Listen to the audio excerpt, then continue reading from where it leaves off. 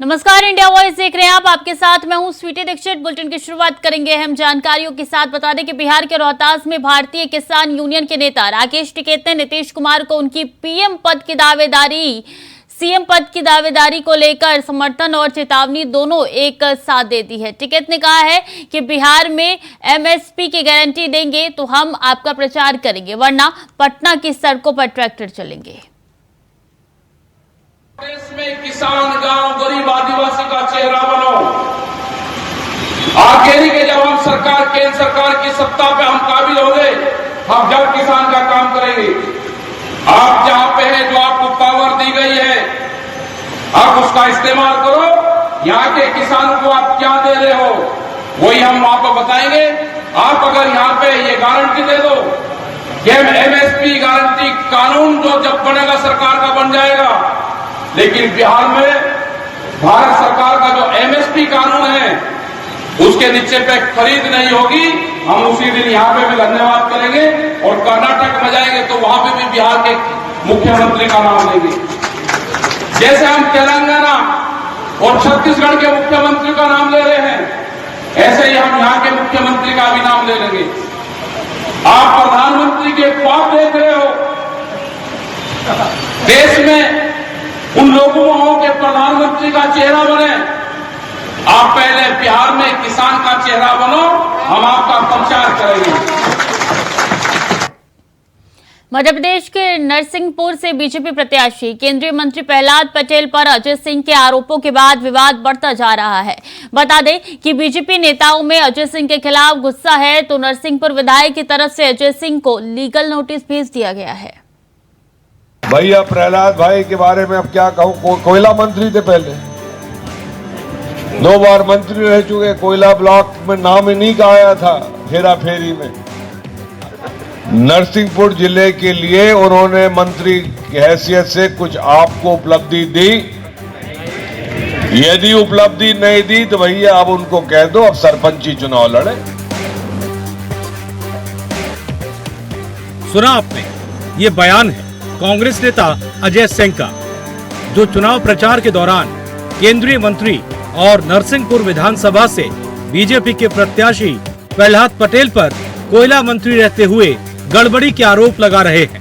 लेकिन अब ये विवाद बढ़ता जा रहा है, जब प्रहलाद पटेल के छोटे भाई नरसिंहपुर विधायक जालम सिंह पटेल ने अजय सिंह को मानहानि का नोटिस भेजा है। दरअसल अजय सिंह के आरोपों पर बीजेपी कार्यकर्ता नाराज है।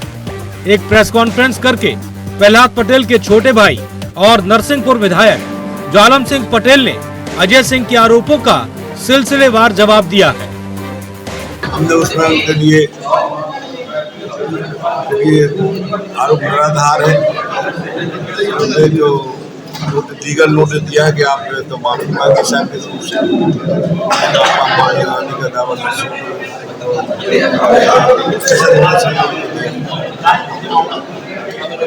दूसरा उनका मेरा एक भी उन्होंने एक आरोप लगाई पलायन सिंह पटेल के रूप से उन्होंने सपोर्ट किया था। आपको बताना चाहता हूँ कि 4 बार मुझे लोकसभा से उन्होंने चुनाव लड़ा और उसके बाद वो लोकसभा आदिवासी उसको बालाघाट मिले, बालाघाट इस बार पार्टी ने नरसिंहपुर जिले से तो गोल घोटाला था, जैसा कि आदरणीय भाई साहब ने भी बताया कि 2005 से 2009 के बीच का घोटाला जो आदरणीय मनमोहन सिंह जी की कांग्रेस सरकार के समय का घोटाला था, उसमें पूछताछ भी हुई थी, उसमें बड़ा घोटाला हुआ। उसके दोषी अगर कोई तो कांग्रेस है, तो उन पर कांग्रेस पे आरोप लगाया, ऐसा मेरा मानना है। इस प्रेस कॉन्फ्रेंस में राज्यसभा सांसद कैलाश सोनी भी मौजूद रहे, जिन्होंने अजय सिंह के आरोपों को निराधार बताया और उन पर गलत राजनीति करने का आरोप लगाया है। अनर्गल चुनाव में लिखा है, तथ्यों के विपरीत है और हमारे नरसिंहपुर जिले की मर्यादा के बाहर, हम इसकी घोर निंदा करते हैं और ये परंपरा हम नहीं चाहते कि हमारे जिले में स्थापित हो और इसके लिए हम वैधानिक रास्ते से तो कार्रवाई करते हैं, लेकिन आपके माध्यम से उनको चेतावनी देना चाहते हैं। और जिस ढंग का तुमने प्रलाप किया है, ये अक्षम में उस समय किसी तरह के कोई जिम्मेदारी में हमारे प्रत्याशी नहीं थे जो आरोप लगाए। नंबर 1। नंबर 2, जो उनने कहा कि अब वो सरपंची का चुनाव लड़े, तो तुम कितने बड़े पहलवान यहाँ, और तुम्हारे पिताजी कितने बड़े पहलवान हैं जो मुख्यमंत्री रहे और जिले ने उन्हें सबक सिखाया है। मध्य प्रदेश में चुनावी माहौल है, ऐसे में लाजमी है कि अभी आरोप प्रत्यारोपों का दौर लंबा चलेगा, लेकिन जरूरी ये है कि जनता के बीच जाएं तो उनके मुद्दों को लेकर जाएं। हालांकि अजय सिंह को जालम सिंह पटेल की तरफ से लीगल नोटिस भेज दिया गया है। अब कांग्रेस नेता इस पर क्या जवाब देते हैं, ये देखने वाली बात होगी। नरसिंहपुर से धर्मेंद्र लोधी, इंडिया वॉइस।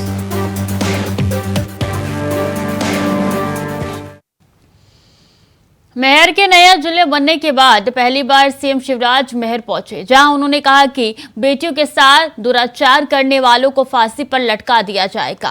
अहाते बंद करा दिए। अब अगर 50% महिलाएं लिख कर दे देंगी तो शराब की दुकानें भी बंद करा दी जाएगी। मैहर में मां के चरणों में अम्मा का भक्त शारदा लोक बनाया जाए। जोर से ताली बजाओ, मां का लोक है। बोले शारदा मैया की, मैया वाली मैया की। मंत्री जी, सांसद जी, कलेक्टर यहाँ पे हैं हमारे अनुराग कवि, राज चार्ज ले रही है। यहाँ मुझे जमीन चाहिए जो शासकीय हो, किसी को गुजारना ना पड़े, कोई ऐसी जगह नहीं या कोई भी रोजी रोटी जाए, क्योंकि मां के लोग के लिए पैसा मैंने सुरक्षित रख दिया है आचार संहिता के पहले ही, और स्वरूप बनाने के लिए विशेषज्ञों को काम सौंप दिया। मैहर का देवी लोग ऐसा बनेगा कि पूरी दुनिया देखने आएगी और मैहर की आर्थिक स्थिति बदलेगी। लोगों की भलाई मैहर मां के चरणों में बैठ के बताना और पीछे तक बताना। आज मैं मां के चरणों में तुमसे पूछना चाहता हूं, बताओ मैं अच्छी सरकार चला रहा हूं कि बुरी सरकार चला रहा हूं? पीछे तक आवाज, मैं अच्छी सरकार चला रहा हूं कि बुरी सरकार चला रहा हूं? तो ये सरकार छपी चलेगी नहीं आगे भी? जो अपना साथ है उसका साथ रहना चाहिए कि नहीं? तो मैं आप सबसे मैं ये यकीन करता हूं, मां का आशीर्वाद भी मिले और जनता का प्यार भी मिले। वक्त तो चला छोटे से ब्रेक का, जल्द लौट रहे हैं। ब्रेक के बाद एक बार फिर से स्वागत है आपका। खबरों में आगे बढ़ेंगे। देश आजादी का अमृतकाल मना रहा है, वहीं उत्तर प्रदेश के मुरादाबाद में एक ऐसा भी सरकारी दफ्तर है जिसमें आज तक ना तो बिजली पहुंची है और ना ही यहां आने जाने के लिए सड़क है। मजबूरी में यह तैनात कर्मचारी टॉर्च और इमरजेंसी लाइट की रोशनी में अपना काम निपटाते हैं। मजे की बात तो यह है कि बिजली विभाग के अधिकारियों को इसकी खबर तक नहीं है। उनका कहना है कि सिंचाई विभाग से डिमांड आने पर बिजली आपूर्ति की जा सकती है। यूपी के मुरादाबाद में मुख्यालय से करीब 30 किलोमीटर दूर सिंचाई विभाग का एक ऐसा दफ्तर है जहां पर अंग्रेजों के जमाने से लेकर आज तक बिजली नहीं मिली है। वहां के कर्मचारी और अधिकारियों को बिना बिजली के ही काम करना पड़ता है। दफ्तर में कार्यरत कर्मचारियों की माने तो बीते 164 सालों से आज तक यहाँ बिजली नहीं पहुंची। हम बात कर रहे हैं मुरादाबाद की कांठ तहसील में सिंचाई विभाग के ऑफिस की, जहां पर अधिकारियों की अनदेखी की वजह से बिना बिजली के ही ऑफिस चल रहा है। इतना ही नहीं, यहां पर कार्यरत कर्मचारी जैसे तैसे करके गर्मी में अपना गुजारा कर रहे हैं। अंग्रेजों के समय साल 1859 में कांठ तहसील में बने इस दफ्तर में आज तक एक भी बल्ब नहीं लगा है। पहले कर्मचारी केरोसिन लैंप और कैंडल का इस्तेमाल करते थे और अब जरूरत पड़ने पर मोबाइल फोन के टॉर्च का इस्तेमाल करते हैं। सिंचाई विभाग का ये कार्यालय जंगलों में है। ऑफिस की कंडीशन को देखकर लगता है कि ये कार्यालय तहसील से और रोड से बिल्कुल हटकर है। अंग्रेजों के टाइम का कार्यालय है और अंग्रेजों के टाइम से इसमें पंखा भी वो वाला लगा हुआ था जिसे आदमी खींचते थे। अच्छा, खींचने वाला। हाँ, तो और बत्ती का कोई वो नहीं है यहाँ भी। अच्छा, अंग्रेजों के समय से लेकर अब तक नहीं है? अब तक नहीं है। अच्छा, तो ये आप जाते हैं यहाँ, आपने देखा स्टार्टिंग से ही नहीं है? नहीं है भाई, हम तो यहाँ के रहने वाले हैं बिल्कुल। इसके साथ ही इस सिंचाई विभाग के ऑफिस में बिजली की समस्या तो है ही, साथ ही साथ 4 पहिया वाहन की भी समस्या है, क्योंकि कार्यालय जाने के लिए सड़क भी नहीं है। जो सड़क है वो भी कच्ची सड़क है। यहाँ के कर्मचारियों को तो इन मुश्किलों की आदत सी पड़ गई है। सिंचाई विभाग का ये कार्यालय खेतों के बीच में बना है, वहां तक आने के लिए रास्ता भी नहीं है। ऐसे में यहाँ काम करने वाले 17 कर्मचारियों को उम्मीद है कि किसी वरिष्ठ अधिकारी का ध्यान जाएगा, तब शायद इस दफ्तर के दिन सुधर पाए। जून और जुलाई के महीने में काफी भीषण गर्मी हुई थी, जिसको देखते हुए कर्मचारियों ने एक सोलर पैनल लगवाया था, जिससे दफ्तर में एक पंखा चलता रहता है। वहीं ग्रामीण बिजली विभाग के अधीक्षण अभियंता राजेश तोमर ने बताया कि सिंचाई विभाग अगर बिजली के लिए कोई आवेदन करेगा तो निश्चित ही उस पर कार्रवाई की जाएगी। इसमें बिजली विभाग द्वारा क्या कार्रवाई की सकती है? अगर सिंचाई विभाग द्वारा कोई उसको विद्युत संयोजन के लिए अप्लाई किया जाएगा तो विद्युत विभाग अपने नियमानुसार इसमें कार्रवाई जो संयोजन को निर्गत करने के लिए नियमानुसार कार्रवाई करेगा। हो सकता है कि उन्होंने पहले कभी कोई कार्रवाई इसके संयोजन के अंतर्गत नहीं की होगी। अगर वो आज करेंगे तो जो है उसमें जैसे भी नियम है उसके हिसाब से उसका संयोजन निर्गत करने के लिए कार्रवाई करा दी जाएगी। तो स्मार्ट सिटी बनाने के दौर में अगर हुक्मरानों का ध्यान इस सिंचाई विभाग के ऑफिस पर चला जाए तो शायद ऑफिस में उजाला पहुंचे और ऑफिस के साथ साथ लोगों की जिंदगी से अंधेरा भी कम हो। मुरादाबाद से शारिक सिद्दीकी, इंडिया वॉइस। खबर बिहार के सहरसा जिले से है, जहां बीते शनिवार 7 अक्टूबर को देर रात एक 18 वर्षीय युवती की संदेहास्पद स्थिति में मौत हो गई। बता दें कि परिजनों द्वारा युवती के फूफा पर जहर खिलाकर मार देने का आरोप लगाया गया है। इस दौरान मौके पर पहुंची पुलिस ने शव को कब्जे में लेकर पोस्टमार्टम के लिए भेज दिया। साथ ही मामला दर्ज कर आगे की कार्रवाई शुरू कर दी है।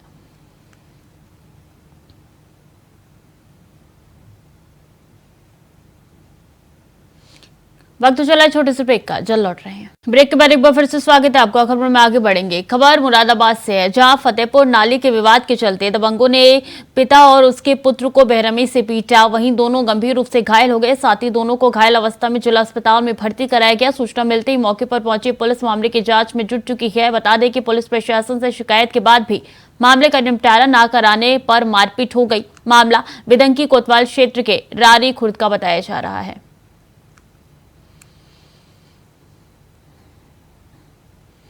हमीरपुर में पटाखा बनाते समय बड़ा हादसा हो गया। बता दें कि हादसे में पटाखे फैक्ट्री की छत उड़ गई, जिससे कई लोग घायल हो गए। वहीं कुछ लोग गंभीर हालत में इलाज के लिए अस्पताल में भर्ती कराए गए हैं। मामला सुमेरपुर थाना क्षेत्र के कैथी गांव का बताया जा रहा है।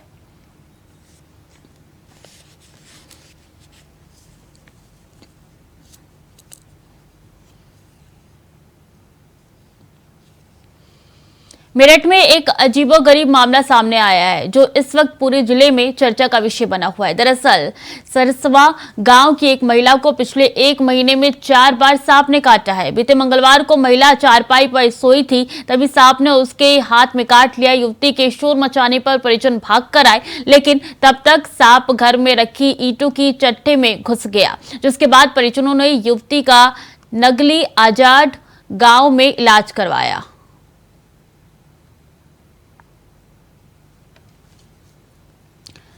तो महिला को सांप ने काटा है। बता दें कि 1 महीने में चार बार काटा गया है और एक बार फिर से महिला को सांप ने काटा है। मेरठ की ये घटना है, जहां पे गांव में इससे दहशत फैला हुआ है।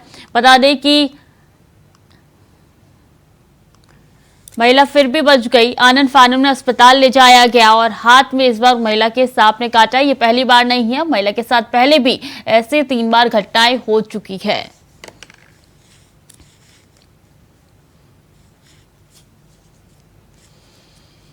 यमुनानगर में भारतीय किसान संघ के नेतृत्व में किसानों ने खजूरी रोड जाम विरोध जताया। किसानों ने आरोप लगाया कि जब 2002 में ओम प्रकाश चौटाला पर प्रदेश के मुख्यमंत्री बने थे तो इन सड़कों का निर्माण हुआ था, लेकिन जब से दुष्यंत चौटाला पीडब्ल्यूडी मंत्री बने हैं सभी सड़कें बुरी तरीके से है। आज तक एक भी सड़कों का निर्माण नहीं हुआ है। जो पुरानी सड़कें थी वो खंडर में तब्दील हो चुकी है। साथ ही चेतावनी दी गई है कि अगर जल्द ही मांग पूरी नहीं हुई तो किसान संगठन फिर से सड़कों पर उतरकर विरोध जताएगा।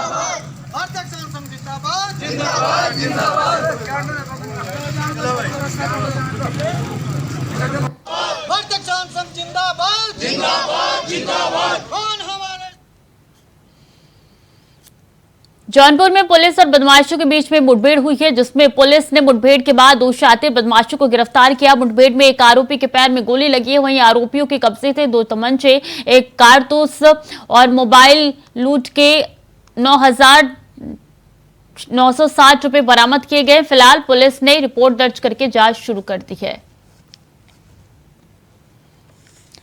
तो पुलिस और बदमाशों के बीच में मुठभेड़ हुई है जौनपुर में, और ये तस्वीरें आप तक पहुंचा रहे हैं। मुठभेड़ के बाद की ये तस्वीरें देखिए किस तरीके से यहाँ पे एक बदमाश घायल हो चुका है, पैर में गोली लगी है। इनके पास से पुलिस ने कई सामान भी बरामद किए, जिसमें से कारतूस भी है और कैश भी पुलिस को यहाँ से मिला है।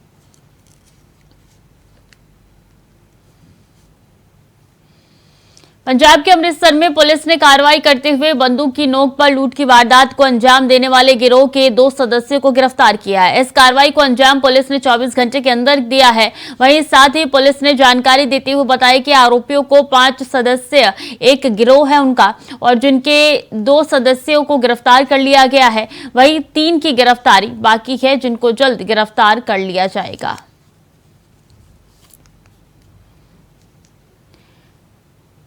तो 2 की गिरफ्तारी हो चुकी है, और यहाँ पे बाकी ऐसे गिरोह के मेंबर हैं उनको बाद में गिरफ्तार किया जाएगा। जल्द से जल्द उस पे छानबीन पुलिस कर रही है, और वारदात देने वाले गिरफ्तार हो चुके हैं। अमृतसर से ये खबर निकल के सामने आ रही है, जहां मात्र 24 घंटे के भीतर ये आरोपियों को पुलिस ने धर दबोचा है।